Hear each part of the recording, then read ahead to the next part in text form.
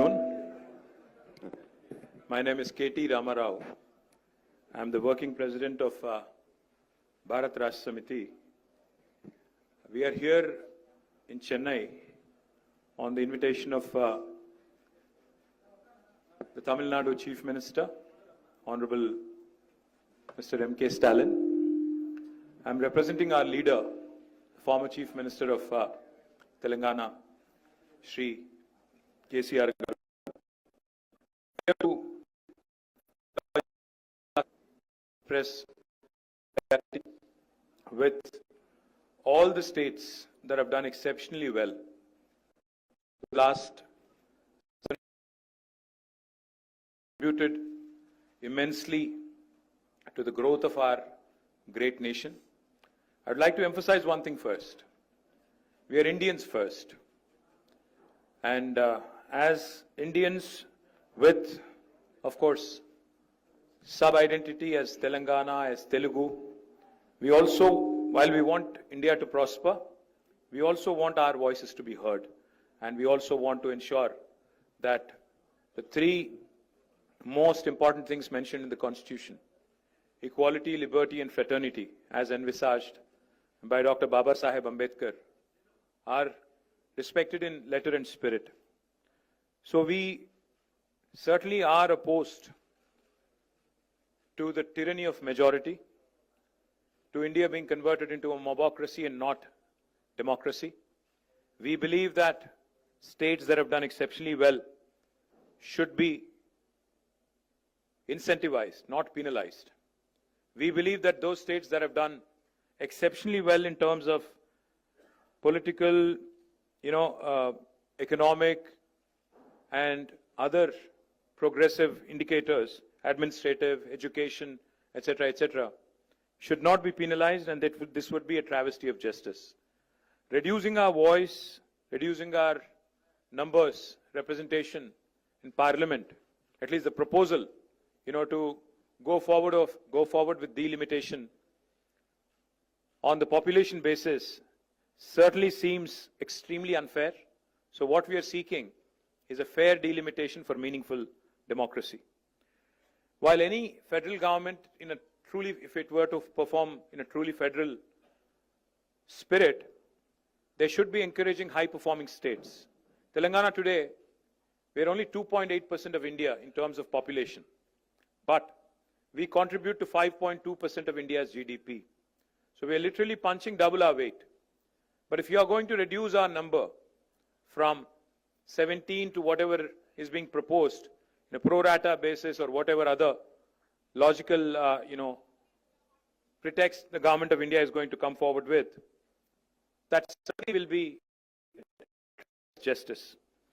Let me also remind the union government that this is not an imbalance, but it is a fundamental inequity. Because political and fiscal centralization, is not going to help India emerge a superpower. If India truly has to break its shackles and become an economic superpower, a cultural superpower, a social superpower by 2047, 100 years after completion of independence, then I do believe that we have to remember one simple thing: stronger the states, stronger the country.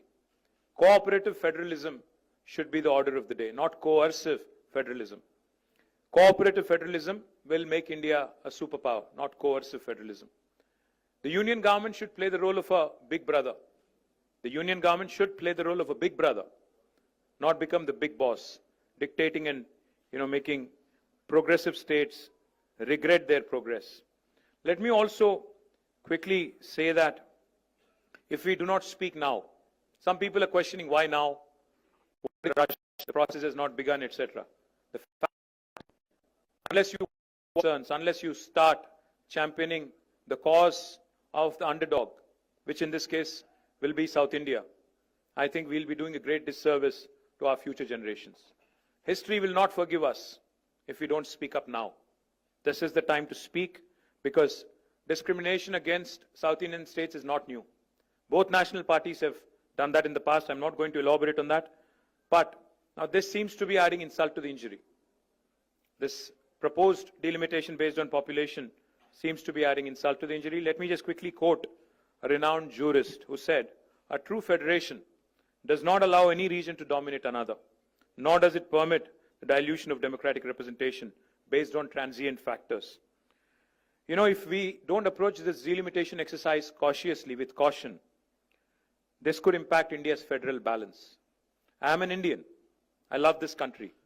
And I truly cherish every minute of being an Indian. But I also do feel that a strong country, like I said, should also mean voice for the oppressed, voice for the marginalized, voice for everybody, irrespective of whether you're from Manipur or from Uttar Pradesh, irrespective of the size of the population in your respective state. India is not a collection of administrative units, but India is a pluralistic, ethno-linguistic union of states as enshrined in the Constitution. We are not against money being given to states.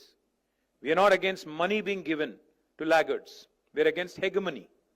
We are not against money being given to laggards. Let me remind you, I do understand that fiscal contribution alone cannot determine how we should be moving forward.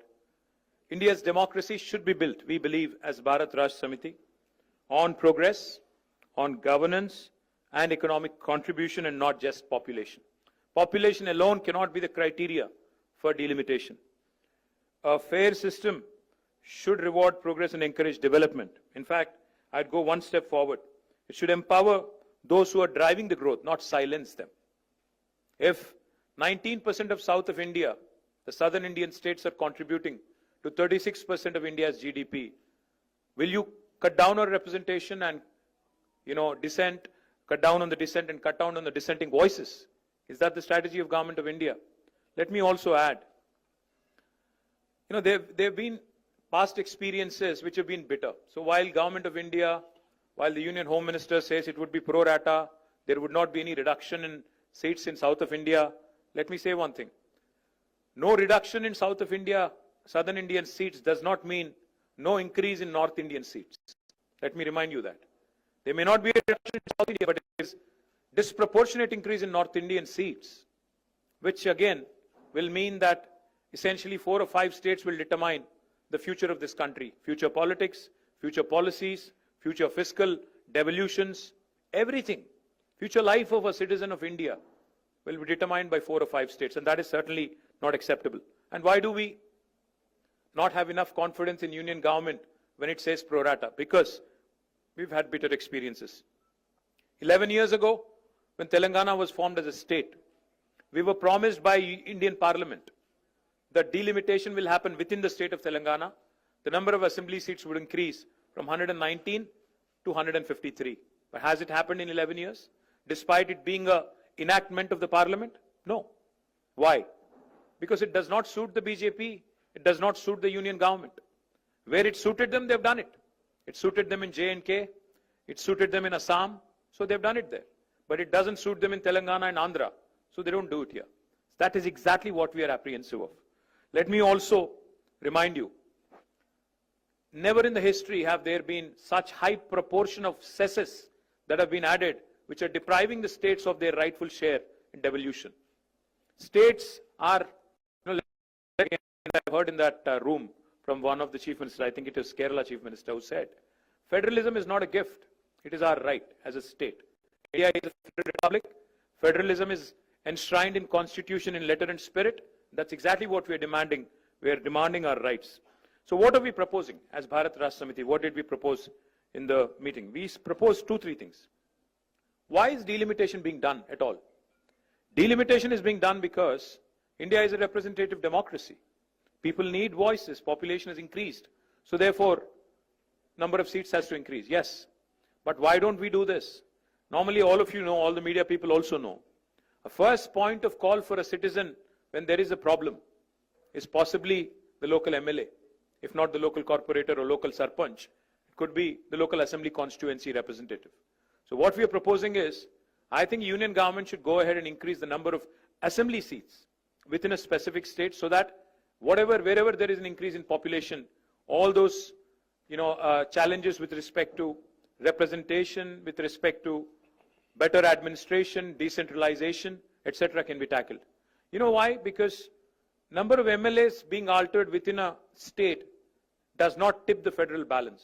But if you start tinkering with the number of MPs who are representing in parliament, that will certainly disturb the federal balance. MLAs regularly take care of policies at the state level, but MPs, members of parliament, take care of policy at the national level. So therefore, maybe either keeping the number of MPs the same and increasing the number of MLAs so that decentralization can be a via media kind of a solution to delimitation. That's one approach we are proposing. Or secondly, if you're increasing the number, if you are determined to increase the number of seats, then what we are proposing is maybe take the national average growth rate or maintain the same proportion for every state. Because you see, Government of India itself, through 42nd Amendment of the Constitution and back in 1976, had brought in, population control as a measure and suspended further delimitation for 25 years. In 2001 again, Atal Bihari Vajpayee government suspended it by 84th Amendment for another 25 years. So for 50 years, we have not increased number of seats. Now, if we are going to increase, then it has to be in same proportion across the country. It cannot be impacting those states that have done economically, educationally, progressively, adversely. And we would also like to propose, this could sound a bit radical. Population alone cannot be the criteria. What if we start asking, 19% of South India contributes to 36% of GDP. So can the South have 36% representation in Parliament? That could be a radical solution. Why population alone should be the criterion for delimitation? Why not fiscal contribution? Why not development? Why not progress? So we are certainly keen to see what the Government of India would eventually say, but all in all I would say is, once again, before I sum up, India has just completed 75 years of existence. Our national leadership should ideally strive to heal old wounds, not create new ones, not unnecessarily create ruptures in this Indian polity, which is already very diverse, very heterogeneous. As a renowned scholar and statesman once said, the federal structure of India must ensure that no state, however small or large, feels neglected in governments. You could be Manipur, you could be Uttar Pradesh. You should not feel neglected or you should not feel left out. That's exactly what we are demanding. And once again, I'd like to repeat, if India truly has to become a superpower by 2047, the order of the day is cooperative federalism, not coercive federalism. Jai Telangana, Jai Hind. Thank you. నేనేం చెప్పాను అంటే భారతదేశంలో 1976లో ఆనాటి అప్పటి ప్రభుత్వం 42వ రాజ్యాంగ అధికరణం ద్వారా సవరణ ద్వారా వారు ఆనాడు నంబర్ ఆఫ్ సీట్స్ మీద రెస్ట్రిక్షన్ పెట్టారు.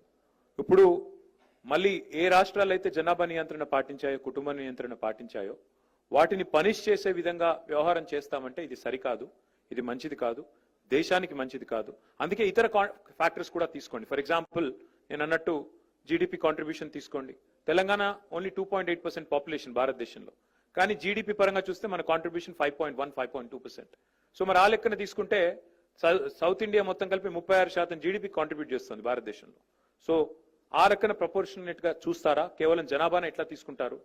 ఏ రాష్ట్రాలు అయితే కుటుంబ నియంత్రణ పాటించలేదో, భారతదేశ హితాన్ని అనుసరించి పనిచేయలేదో వాళ్ళకెట్లా వాయిస్ ఇస్తారని అడుగుతున్నాం.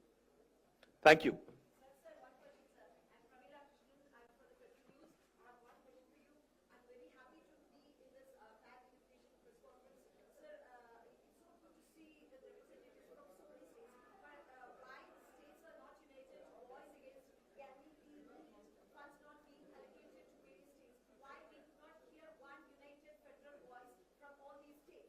Unfortunately, I think each of us is living in our own bubbles.